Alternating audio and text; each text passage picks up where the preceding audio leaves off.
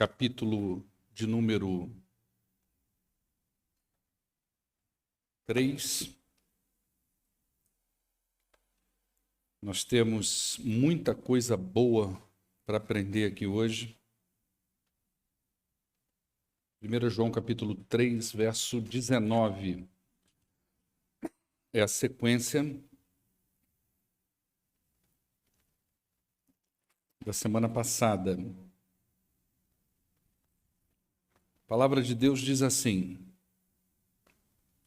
assim saberemos que somos da verdade e tranquilizaremos o nosso coração diante dele. Quando o nosso coração nos condenar, ou melhor, desculpa, irmãos, eu pensei que o 20... Assim saberemos que somos da verdade e tranquilizaremos o nosso coração diante dele quando o nosso coração nos condenar. Porque Deus é maior do que o nosso coração e sabe todas as coisas. Amados, se o nosso coração não nos condenar, nós temos confiança diante de Deus e recebemos dele tudo o que pedimos, porque obedecemos aos seus mandamentos e fazemos o que lhe agrada. E este é o seu mandamento: que creiamos no nome do seu Filho Jesus Cristo e que nos amemos uns aos outros como ele nos amou. Os que obedecem aos seus mandamentos, nele permanecem e ele neles. Do seguinte modo, sabemos que ele permanece em nós, pelo Espírito que nos deu. Obrigado, irmã. Nós temos muita coisa boa aqui para a gente aprender hoje. Entretanto, essa sessão que nós vamos estudar aqui hoje, ela é um pouquinho desajeitada. Ela talvez seja um pouquinho difícil, um pouquinho mais complexa. Não, às vezes, para você entender. Você pega aí, você faz uma leitura de um modo geral e talvez você consiga chegar a alguma coisa bacana aí. Mas a dificuldade talvez está mais em explicar do que entender. Tá? Então, eu vou precisar um pouquinho da sua compreensão, e se você entender, o mérito é seu, e se você não entender, a culpa é minha, amém?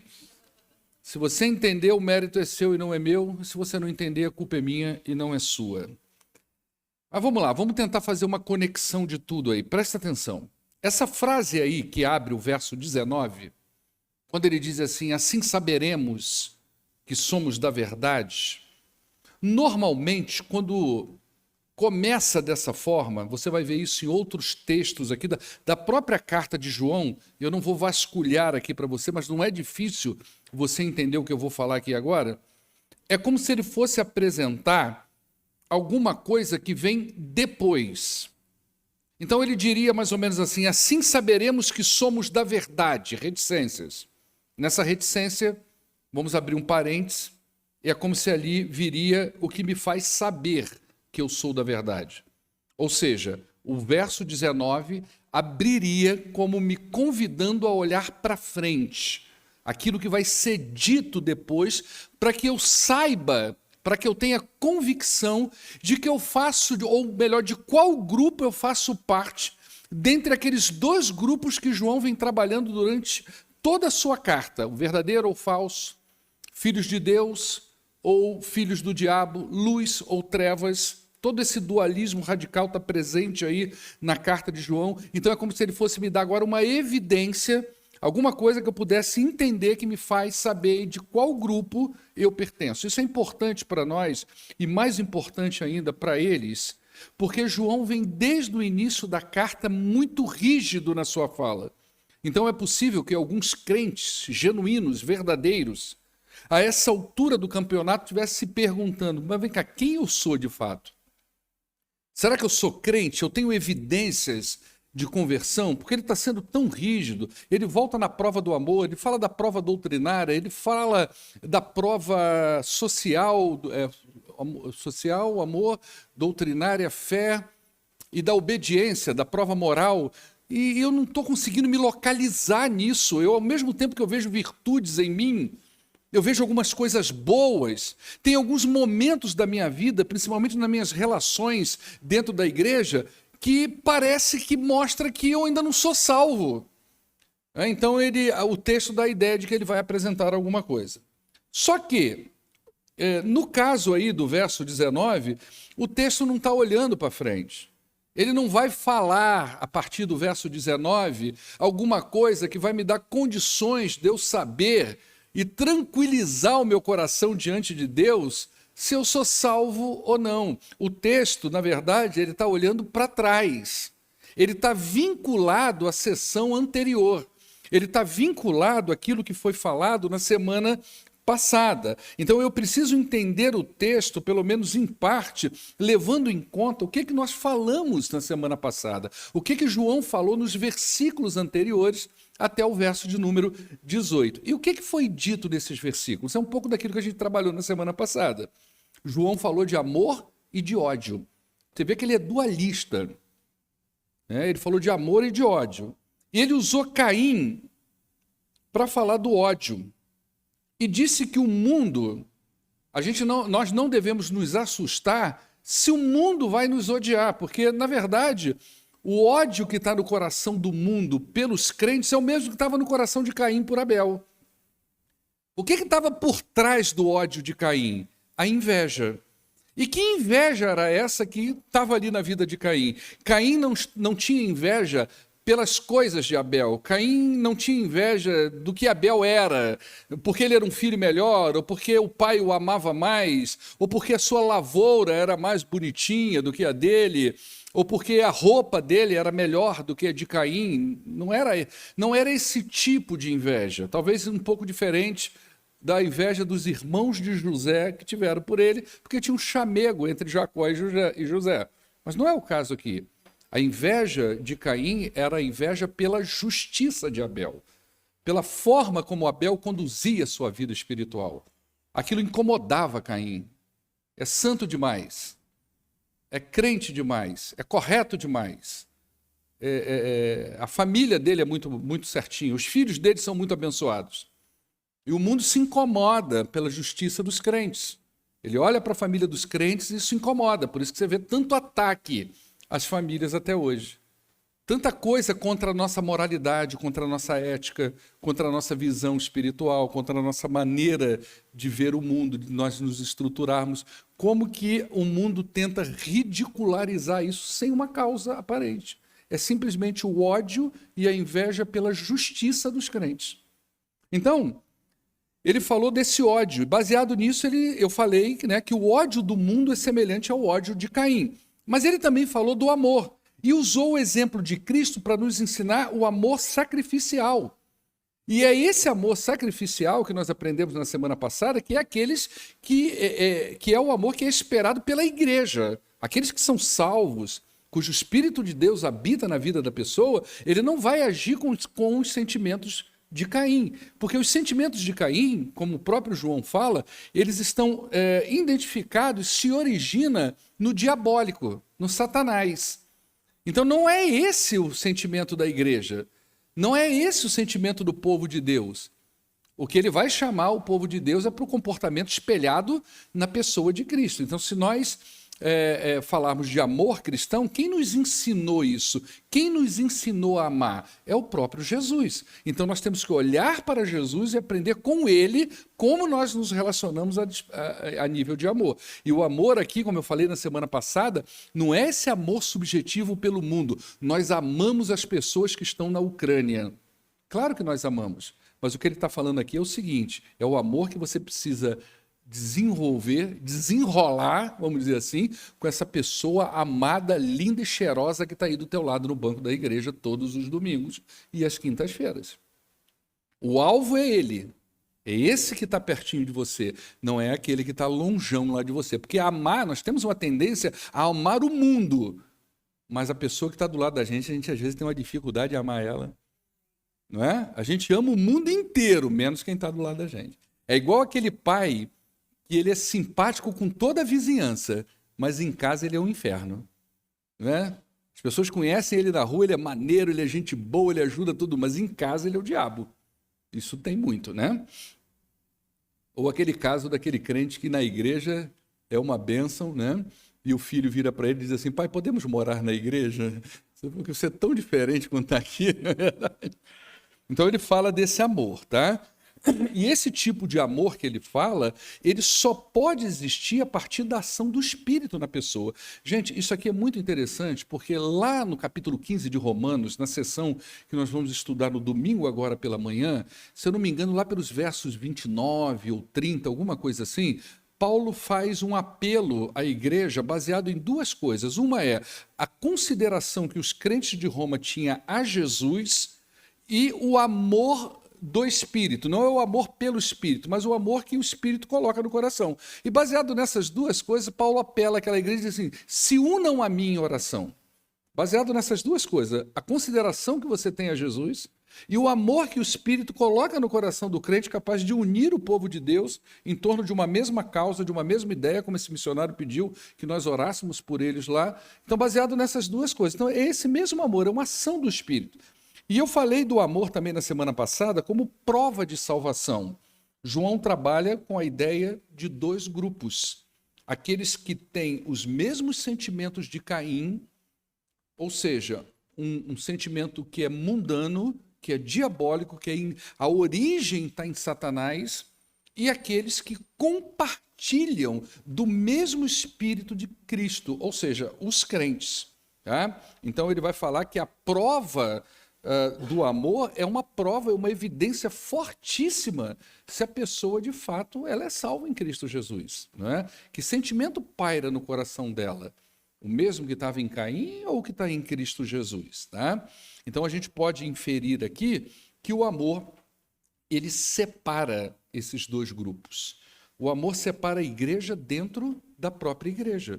Você pode ter um murundum de pessoas dentro da igreja, mas o que vai definir de fato? Quais são as evidências da fé dessa pessoa? Então, aqui na Epístola de João, o amor vem como esse fator divisório aí. Tá? Então, o que me identifica como filho de Deus é justamente essa condição, essa capacidade de eu amar o meu irmão, enquanto que o ódio denuncia a ausência desse amor e me associa a Caim. Por isso que é um divisor de águas na vida da pessoa. Tá? Entretanto, o amor ao qual João está se referindo e que ele usa como Jesus como referência, ele não pode ser apenas verbal. Existe uma face objetiva desse amor. Ele pede evidências. Ele não é um amor subjetivo. Até porque, se a gente está falando de prova de conversão, a coisa não pode ficar só na subjetividade. A coisa não pode ficar só na ideia daquilo que eu acho ou daquilo que eu penso. Mas quais são as evidências reais, concretas, objetivas de que algo diferente aconteceu na vida daquele sujeito, a ponto dele dizer, eu sou um crente em Cristo Jesus, eu sou um salvo. Então, o amor pede evidência, por isso ele termina a sessão da... Eu ia falar sessão da tarde, ó. Eu nem vi esse troço, mas quando eu era criança via, né? Então, ele vai terminar a sessão passada da seguinte forma, que é o verso 18. Filhinhos, não amemos de palavra e nem de boca, mas em ação e em verdade. Por quê? Precisa de objetividade. Essa prova, imagina você muitos aqui já passaram pela fase do namoro, né, do noivado, outros estão entrando, talvez, outros nem lá ainda estão, né? Mas quando você está rodeando ali em volta e você fica dizendo que ama, que ama, que ama, mas você nunca faz nada que prova, ninguém aguenta isso. Né? Às vezes você está aí casado há 30 anos aí falando que ama seu cônjuge, mas ele fica cobrando de você evidências de amor, provas de amor. Né? Porque esse amor cristão, principalmente, ele clama pela evidência. Essa evidência objetiva do amor confirma, presta atenção nisso, confirma não só as pessoas que estão em volta do sujeito, mas ao próprio sujeito, que ele pertence ao povo de Cristo e não ao mundo. Então, se o sujeito estivesse confuso lá naquela hora de ouvir essas palavras de João tão duras, tão é isso, é preto ou branco, é amarelo ou azul, tão ali, né? As evidências do amor seria uma forma de confirmar, não só para quem está com ele, vivendo com ele, andando com ele, mas ele mesmo poderia chegar à conclusão da sua conversão diante das evidências da própria vida dele. Por isso ele vai dizer no verso 19, agora a gente vai entrando no texto, assim saberemos que somos da verdade. Observe que a primeira fase do verso 19 é uma sequência do verso 18. E tranquilizaremos o nosso coração diante dele. Então, por isso que eu disse que o texto olha para trás, para tudo isso que eu falei, e não para o que vai vir daqui para frente. Então, o que acontece é que os crentes, mesmo aqueles crentes verdadeiros, genuínos, né, que segundo a orientação de João, eles podem ter crise de consciência em relação à vida espiritual deles. Eu sou um salvo mesmo, não é? E principalmente naquela época. Hoje a gente tem muito mais informações bíblicas do que eles. A gente tem a coisa muito mais condensada. Nós temos 2000 anos de comentário bíblico para entendermos o Evangelho. E eles estão participando da construção da escrita do Evangelho. Isso aqui é uma carta que foi endereçada para eles, não é? Então, pelo que parece, João escreveu esse parêntese, que é a sessão de hoje, ela é um parêntese. Ele já falou da prova moral, ele falou da prova social, que é o amor. Ele abre esse parêntese para depois ele voltar numa outra prova, que provavelmente vai ser a doutrinária. Eu não estou me lembrando bem, ou talvez eu esteja embolando aqui as coisas, mas pelo que parece ele abriu esse parêntese, esse pequeno parêntese, para falar de segurança. Ele queria que aqueles verdadeiros crentes se sentissem seguros de que são salvos em Cristo Jesus e que não vivessem atormentados pela culpa, pela dúvida, mas eles precisavam se sentir seguros.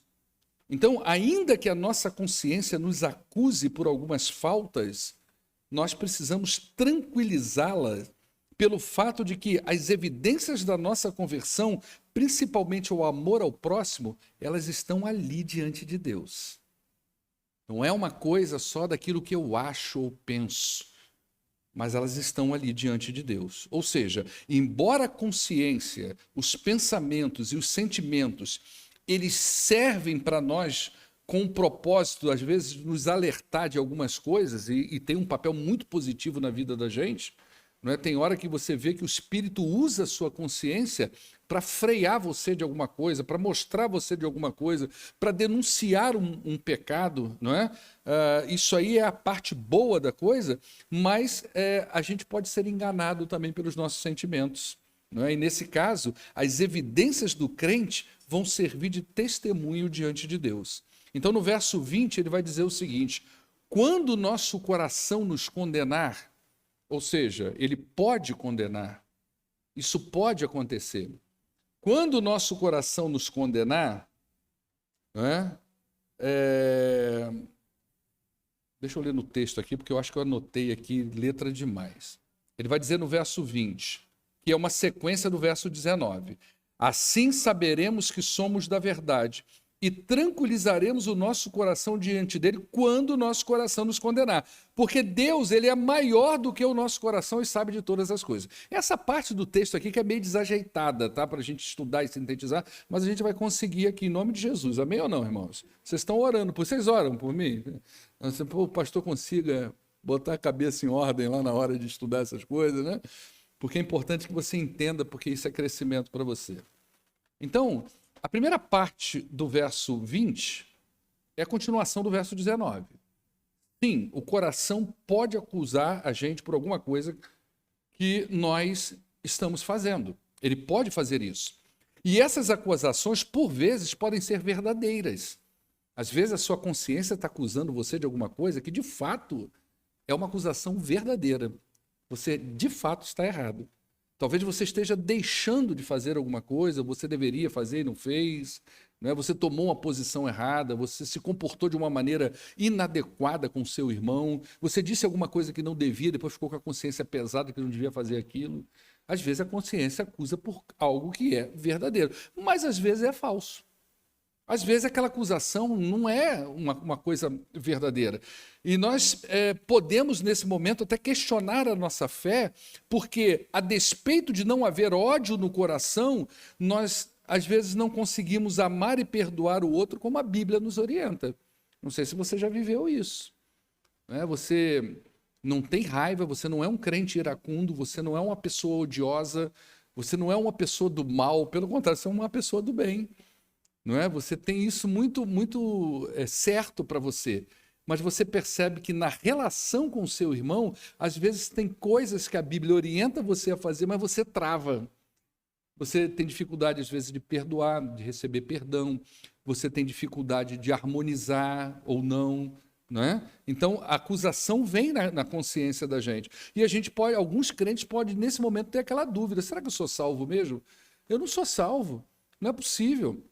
Eu não consigo perdoar aquele irmão. Eu não consigo entrar na igreja e... né? Já teve um caso uma vez, irmão.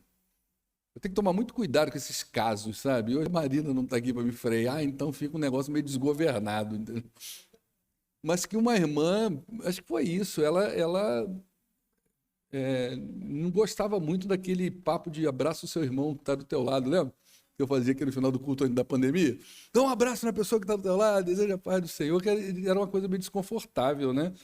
E eu já tive experiências com esses cumprimentos da pessoa entrar dentro da igreja, já está acostumada de eu fazer isso sempre, então ela não senta em qualquer banco, não. Ela escolhe exatamente a pessoa que vai estar ali do lado dela para ela sentar, porque ela sabe que no final ela vai ter que encarar esse fato de olhar para o lado e cumprimentar aquele irmão.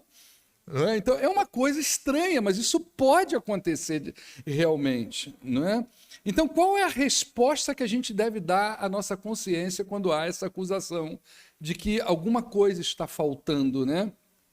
João vai dizer aí: Deus é maior do que o nosso coração e sabe de todas as coisas. O que isso quer dizer? Observe que, como ressalta aí alguns comentaristas, existem três personagens aí, né? Eu me acusando, eu me defendendo e Deus sendo o juiz entre eu e eu mesmo. Né? É como se tivesse dois anjinhos aqui, né, no meu ombro. Já viu esse desenho do Pica-Pau, né?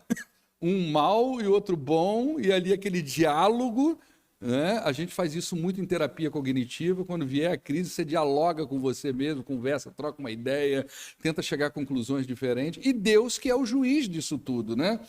Então, a nossa consciência, ela é falível. Nós podemos nos sentir acusados por aquilo que nós não somos culpados. Da mesma forma que Deus pode usar a nossa consciência para nos proteger, o diabo também pode tentar usar para acusar a gente e inferir no nosso coração sentimentos que não são reais. Você sabe que você fez certo, você sabe que não está tão errado assim, mas vem aquela culpazinha na cabeça, vem aquela coisinha, né, aquela na orelha da gente, e o sentimento aperta no peito. Deus não, Deus ele é infalível. Ele é um juiz perfeito e ele sabe de todas as coisas, ou seja, ele conhece o coração do verdadeiro crente e ele sabe que o ódio de Caim não está ali.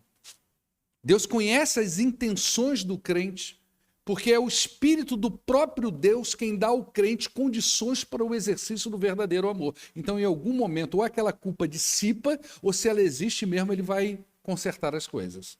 Então, nesse caso, o crente não pode ficar refém da sua própria consciência, mas da certeza de que Deus conhece o seu coração e que a misericórdia de Deus, ou seja, Deus é mais misericordioso do que a acusação da sua própria consciência, porque nós, às vezes, somos mais terríveis no nosso julgamento do que o próprio Deus. Nós condenamos aquilo que Deus tem, naquele lugar que Deus, às vezes, tem misericórdia e graça. O verso 21 e 22, ele vai falar das bênçãos de quem não vive refém das próprias acusações. Ou seja, o lado positivo de se libertar de acusações, né, pautadas, na verdade, nas evidências que nós temos de vida diante de Deus. Então ele vai dizer assim: amados, se o nosso coração não nos condenar, nós temos confiança diante de Deus e recebemos dele tudo o que nós pedimos. Primeira bênção é a confiança diante de Deus, ou seja, é aquela ousadia que o crente tem de entrar na presença de Deus. E quando o crente entra na presença de Deus, é diferente do incrédulo. O incrédulo entra, às vezes, na presença de Deus, principalmente quando a consciência acusa, como um réu que está entrando na frente de um juiz. Qual vai ser a sentença? Eu não sei. Mas o filho é diferente. Ele entra na presença de Deus, o crente ele entra como filho que está entrando na presença do seu pai. Essa é a confiança e a ousadia do crente. Aquela ideia de entrar na sala do trono e ele sabe que, não pelos seus méritos, mas pelos méritos de Cristo, o cetro do rei vai beneficiar ele, vai apontar para ele, vai recebê-lo, vai aceitá-lo, vai ouvi-lo. E a segunda bênção são pedidos atendidos. Aqui eu vou me ater só mais um pouquinho, porque eu não quero passar para você uma visão romântica de oração e distorcida. E dar a você, às vezes, uma visão ilusória do que é de fato a oração. Para você ter uma ideia, no capítulo 15 de Romanos, quando Paulo, lá a partir do verso 30, chama a igreja para orar com ele, ele faz 3 pedidos para a igreja. Que ele seja livre dos judeus rebeldes, aqueles judeus que não se converteram, que tanto perseguia ele. Estava indo para Jerusalém, Paulo. Tá? Ele está escrevendo para Roma e dizendo assim, olha, eu quero ir até vocês, mas primeiro eu preciso lá em Jerusalém cumprir uma missão. A gente vai ver isso domingo que vem. Então, orem aí por mim, para que eu seja protegido dos judeus rebeldes. Ora também para que os judeus crentes, aqueles que se converteram, aceitem a minha pessoa. Porque tinha um problema com os judeus crentes, porque achava que tudo que Paulo estava falando, pregando, era contra o judaísmo, e os judeus convertidos, eles entendiam que Jesus era o Messias, que Jesus era legal, mas que eles precisavam da lei de Moisés. Então ele pede, ora para que os judeus crentes me aceitem. E ora também para que, depois de eu cumprir a minha missão, eu possa ir a Roma e ter um tempo de descanso com vocês. Irmãos, nenhuma das 3 orações foram atendidas. Nenhum dos 3 pedidos de Paulo foram atendidos. Paulo chegou lá em Jerusalém, os judeus crentes criaram um tumulto com ele, pediram prova lá das crenças dele, ele teve que ir, acho que na sinagoga, não estou me lembrando, tem que ir lá em Atos conferir isso, chega lá, os judeus não crentes pegam ele e aprisionam ele pega 2 anos de cadeia numa cidade lá, que se não me engano é Cesareia, e depois ele vai para Roma, mas não para ter refrigério, para puxar mais 2 anos de cadeia lá. Então não é tudo, a gente tem que entender a oração para que você não tenha a ilusão de que porque você acha que a sua consciência está tranquila, em paz, eu tenho paz com Deus, então tudo que eu pedir vai ser dado. Não é assim, a gente precisa entender o texto. A gente precisa orar com convicção. A oração, nós vamos falar aqui, ela precisa ser pautada na vontade de Deus. Aí você pergunta, o que saiu de bom dessas 3 orações que Paulo teve, que não foi respondida?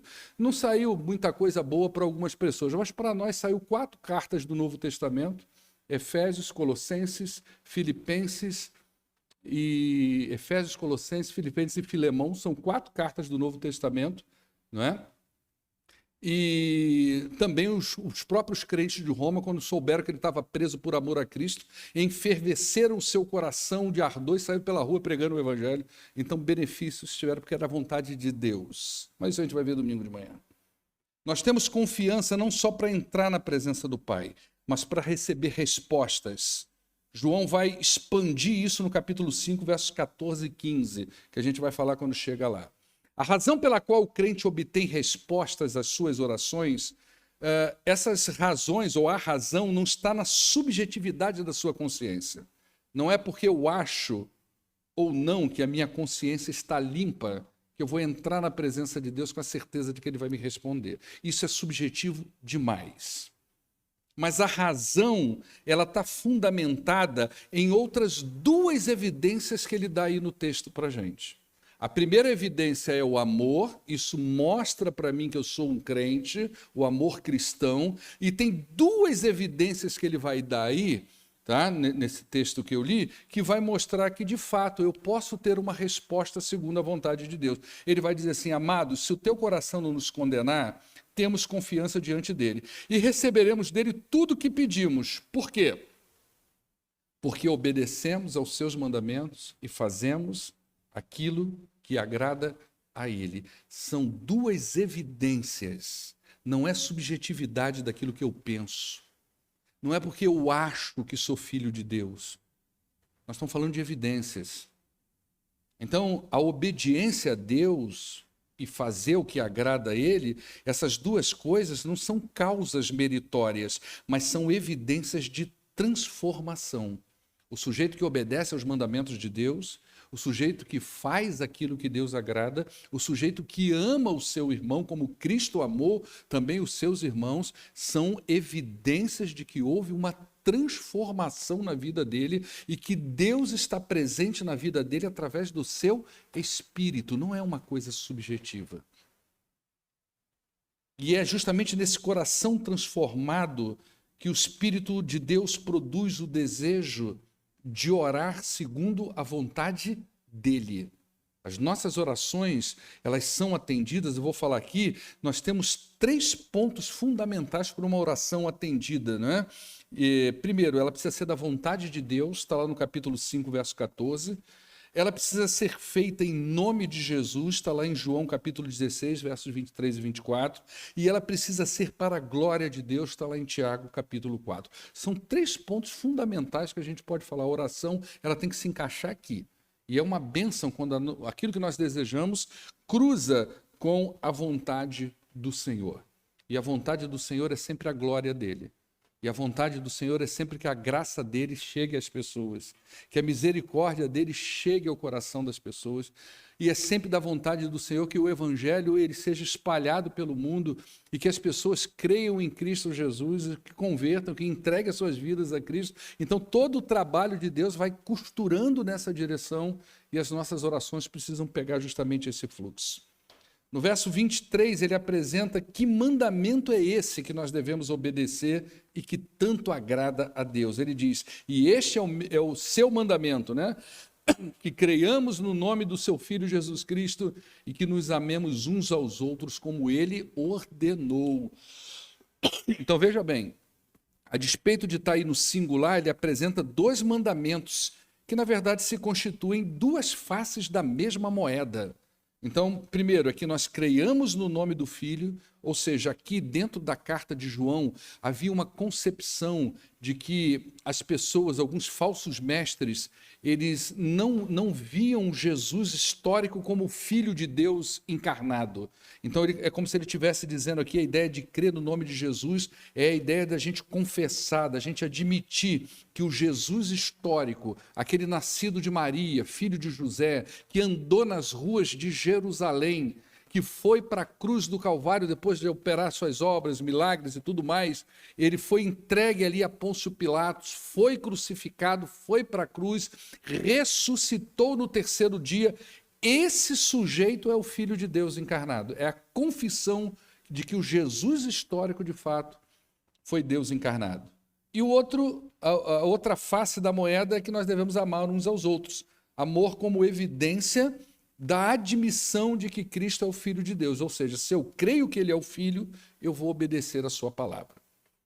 Este mandamento, então, de amar, citado por João aí, é provavelmente uma referência às palavras de Jesus, que o Davi vai colocar aí, que está lá no Evangelho de João, no capítulo 13, verso 34. João estava lá nessa reunião.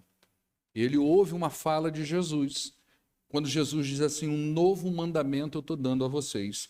Amem uns aos outros como eu amei vocês, assim vocês devem amar uns aos outros. Então é disso que João está falando. Os crentes precisam olhar para Jesus e aprender de Jesus como é amar. Essa é a nossa tarefa. Isso nos é ordenado. E para muitos de nós isso vai ser uma luta. Né? Quando a gente ama de forma sacrificial. Então aqui João une fé e amor como sendo o mandamento que agrada a Deus. Aí no verso 24, ele vai falar de outra bênção, de quando nós somos livres da culpa da consciência. Os que obedecem aos seus mandamentos permanecem nele e ele neles. Deste modo, nós sabemos que ele permanece em nós. De que modo? Pelo Espírito que ele nos deu. Tá certo? Então, obedecer a Deus e aos seus mandamentos, ele nos garante orações respondidas e é uma evidência também de que nós estamos em Cristo e Cristo em nós. Provavelmente João tivesse aqui agora lembrando daquela analogia que ele mesmo escreveu lá no evangelho dele, que Jesus fez, está lá no capítulo 15, da videira, né? Da gente permanecer em Cristo, na videira, toda aquela relação de permanência, provavelmente é aquilo que João está pensando aqui quando ele escreve essa carta, essa epístola aqui. Então, a única forma de alguém permanecer em Cristo é, segundo tudo que a gente já viu aqui, desde o capítulo 1, primeiro, obedecendo aos seus mandamentos. Tá? Você imagina que tem uma igreja, tem falsos mestres, tem falsos crentes. João está dando um documento para que os verdadeiros crentes consigam identificar. Então, ele está dizendo o seguinte, olha, como é que a gente sabe que uma pessoa está em Cristo? Primeiro, ela precisa obedecer aos mandamentos dele. Tá? É a lei, é a prova da obediência. Segundo, ele precisa amar o seu irmão, é a prova social, a prova do amor. Terceiro, ele precisa viver em santidade de vida, ou seja, é a prova moral. Então, dentro dessa realidade, nós vamos nos identificando e identificando o povo de Deus. Eu volto a dizer, a gente já está caminhando para o final, que essas qualificações não são causas meritórias, mas os resultantes de uma vida que está em Cristo. Se você está em Cristo, você obedece os mandamentos do Senhor. Se você está em Cristo, você quer agradar o seu Senhor. Se você está em Cristo, você vai amar o seu irmão. Você pode ter momentos de crise com ele. Né? É um texto, gente, que eu li. Meu celular não está aqui, está ali dentro. Eu li um texto, pega para mim, Lucas, ali, a gente já está terminando no meu celular. Eu vi esse post na internet, eu achei aquilo tão profundo que eu copiei e guardei, porque aquilo falou para mim. Né? Ele diz assim, olha o texto, olha que coisa interessante, é pequenininho, não está nem nos scripts aqui. Tá vendo?